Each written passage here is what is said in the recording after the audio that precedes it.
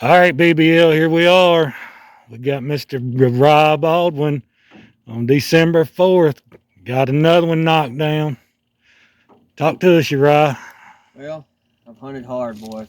I'll tell you something. I've been going, this is my third season on Fort Campbell, and I've just had a curse hanging over my head. I put a arrow in one, and last year's a really nice 160, and he got away. Broke my heart. I didn't go back.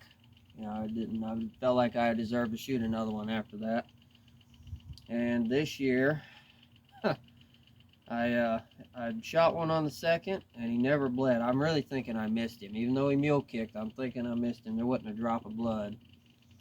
So I got my Kentucky deer down with my bow in November, and then shot out to Missouri. That was my first public buck I killed out there. When I say out of state, man, that means a lot to me because it's like I say, the mission that we have. We're trying to show blue collar people you can afford to do this stuff. Like literally all the hunting you've seen me do on the page this year, tags, everything, I'm at about $1,000. So maybe a little more, but definitely not 1,100. So you say, well, $1,000, that's a lot of money. But if you think about it, that's really not a whole lot for the amount and the access that we've done. Uh, Went out today and I seen a really nice deer, probably twice the size of this one. And I bumped him as I was going in. And then I seen a small bobcat, a little bigger than a kitten, some turkeys, and I seen a spike. And then I had him and his buddy come underneath me. It was about 50 yards. And the cool thing about this kill, I shot him with my Remington 870 Express, iron sights. It does not have a rifle barrel on it for slugs. So I have about what would you say, Corey, about a 7-inch drop? Yeah, 7, 8 inch drop outside of 50 yards. So you talk about nerves just cringing as I'm seeing this deer. When the buck fever kicks in, you always think they're bigger than what they are.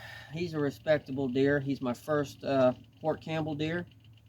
His tines kind of curl in like this, and I told Corey, if they stood up, he'd look even bigger. But you know what? He's unique, and I'm not complaining. This is my third buck of the season. I got a chance. I killed one with a bow, I killed one with a modern firearm, and I killed one with a shotgun. I can't complain. Killed my biggest buck with archery in Kentucky. Killed my first out-of-state buck, and killed my first not only public land buck, but one with a shotgun as well. So this has been a year of firsts for all of us, and I'm really grateful to be a part of the BBL crew. And want to do a quick shout out to Chuck Hughes.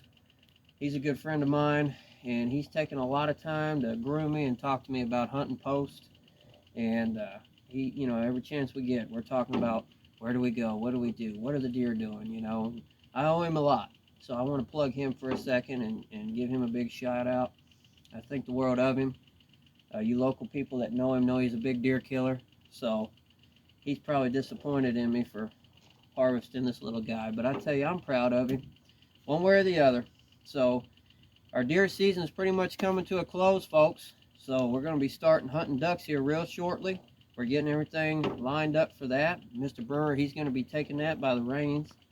And also that man Chuck we was just talking about. I'm going to be doing some duck hunting with him. So anyway, Corey, you got any comments, questions, or concerns? I just like it, like you said. I mean, even I would have shot it myself. Just the uniqueness of the way he curls. He curls, up and in, and not forward and in. That Yeah, makes if it those curls would stand up like that, his tine length probably be that tall. so. But hey, you know what? We're not making excuses. I'm appreciative of him. I want to thank the Lord. The Lord's been good to me this year. He's helped me harvest 3 good deer, and I couldn't be happier, folks. So anyway, we're going to get off here and we're going to start cutting him up and we're going to get after it. Appreciate y'all.